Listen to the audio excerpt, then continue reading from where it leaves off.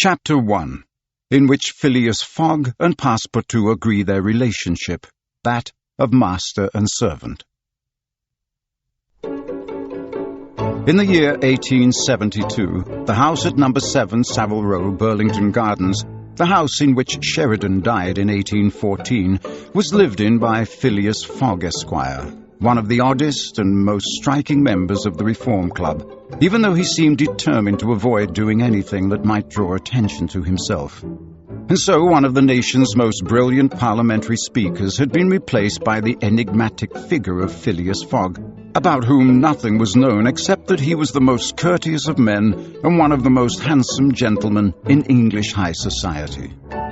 People compared him to Byron because of his good looks, certainly not because of a limp, but a Byron with a moustache and whiskers, an impassive-looking Byron who could have lived for 1,000 years without showing the signs of age. Though he was undoubtedly English, Phileas Fogg was not necessarily a Londoner. He had never been seen at the Stock Exchange or the Bank of England, or in any of the financial institutions of the city. No dock or basin in London had ever handled a ship whose owner was called Phileas Fogg. The gentleman in question did not figure on any list of board of directors. His name had never echoed through an inn of court, either the Temple, Lincoln's Inn, or Gray's Inn. He had never pleaded in the Court of Chancery, nor on the Queen's Bench, nor in the Court of Exchequer, nor in the Ecclesiastical Court. He was neither a factory owner, nor a businessman, nor a merchant, nor a landowner. He was not a member of the Royal Institution, nor of the London Institution, nor of the Artisan Club, nor of the Russell Institution, nor of the Literary Society of the West of England, nor of the Law Society, nor of the Combined Society for the Arts and Sciences, which enjoys the direct patronage of Her Gracious Majesty. He belonged to none of those numerous societies that proliferate in the English capital, from the Harmonic Society down to the Entomological Society, whose main purpose is the destruction of harmful insects. Phileas Fogg was a member of the Reform Club, and that was it. Anyone who may be surprised that a gentleman so shrouded in mystery should belong to this honourable association should realize that he had been admitted on the recommendation of Messrs. Baring Brothers, with whom he had an account. His financial standing was such that his cheques went through immediately, and his current account was always in credit. Was Phileas Fogg a wealthy man? There could be no doubt about that. But even the best-informed people were unable to say where his wealth came from, and Mr. Fogg was the last person they would have dared to ask directly. In any case, he was careful about money without being mean, since whenever a noble, useful, or generous cause was short of funds, he made up the amount required without making a fuss, without even giving his name. In a word, he was the most uncommunicative of gentlemen. He talked as little as possible, and this silence served only to increase his aura of mystery. Though he lived his life quite openly, he carried out his activities with such mathematical precision that it fueled other people's imagination. Was he well-travelled? Quite probably, since he had a better knowledge than anyone else of world geography. There wasn't a single out-of-the-way place that he didn't seem to know in detail. Sometimes, by a brief but precise intervention, he corrected idle club speculation about travellers who had disappeared or got lost. He offered the most likely explanation of what had happened to them, and his words often seemed to be inspired by a second sight, since they were always borne out by events.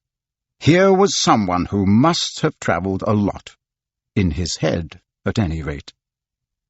What was beyond doubt, however, was that Phileas Fogg had not been outside London for many years. Those who had the privilege of knowing him better than most could confirm that the only sightings of him were as he walked each day from his house straight to his club. His only pastimes were reading the newspapers and playing whist.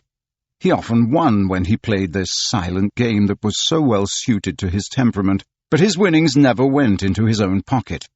They made up instead a large part of what he gave to charity.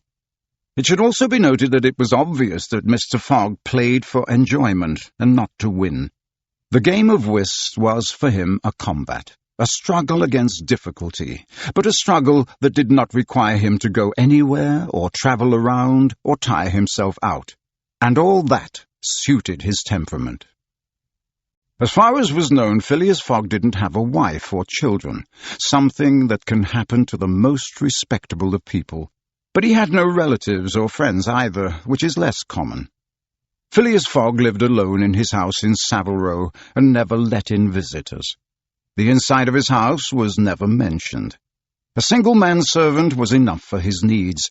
He took lunch and dinner at the club like clockwork, always in the same dining room and at the same table.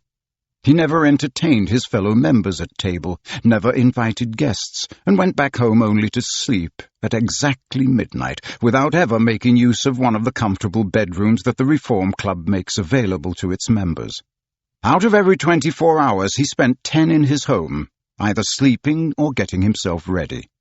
When he went for a walk, it was always at a carefully measured pace, and in the club's entrance hall, with its inlaid wooden floor, or in the round gallery, above which rose a blue-stained glass dome supported by 20 Ionian columns in red porphyry.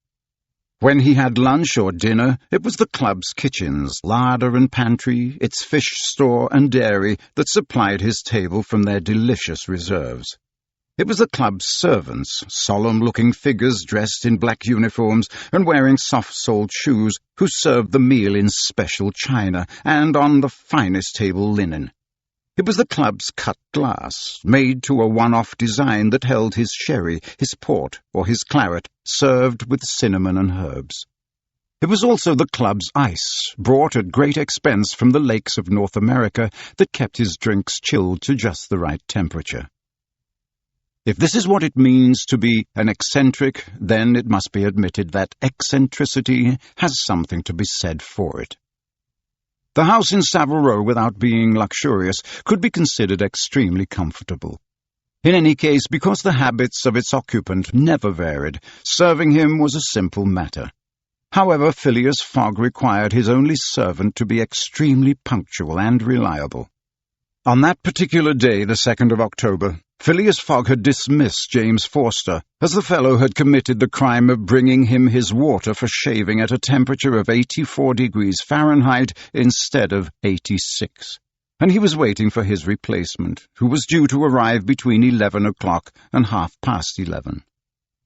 Phileas Fogg, firmly ensconced in his armchair, with his feet close together like those of a soldier on parade, with his hands on his knees, his back straight and his head raised, was watching the hands of the clock move forward. It was a complicated piece of machinery that showed the hour, the minute, the day, the month, and the year. On the stroke of 11:30, Mr. Fogg was due, according to his daily routine, to leave the house and go to the Reform Club. Just at that moment there was a knock on the door of the small drawing-room in which Phileas Fogg was sitting. James Forster, the manservant who had just been dismissed, appeared. "The new servant," he said. A man aged about 30 presented himself and bowed. "You are French, and your name is John?" Phileas Fogg asked him. "Jean, if you please, sir," replied the new arrival. "Jean Passepartout, a nickname that has stuck and that I earned by my natural ability to get myself out of tricky situations. I consider myself to be a decent fellow, sir, but to be quite honest with you, I've had several different jobs. I was a traveling singer, a horse rider in a circus, a trapeze artist, and a tightrope walker. Then I became a gymnastics instructor in order to put my talents to more practical use, and more recently I was a fireman in Paris. I've even been on the scene of some famous fires in my time. But 5 years ago I left France, and since then, because I wanted to live with a family, I've been a manservant in England. However, when I found myself without a position, and when I learned that Mr. Phileas Fogg was the most precise and most stay-at-home person in the United Kingdom, I came to Sir's house in the hope of being able to lead a quiet life and put behind me everything associated with Passepartout, even the name."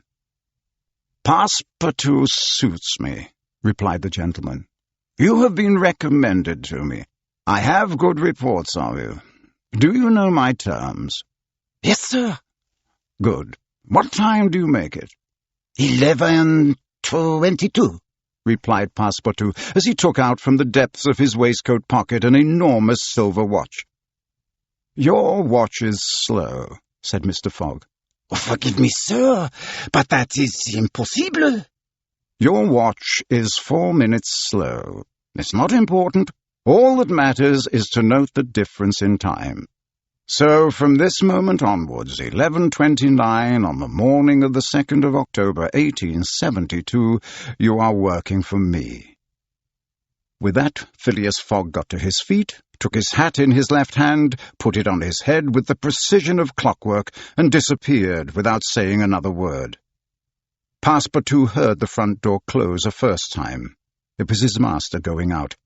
Then it closed a second time. It was his predecessor, James Forster, leaving in turn.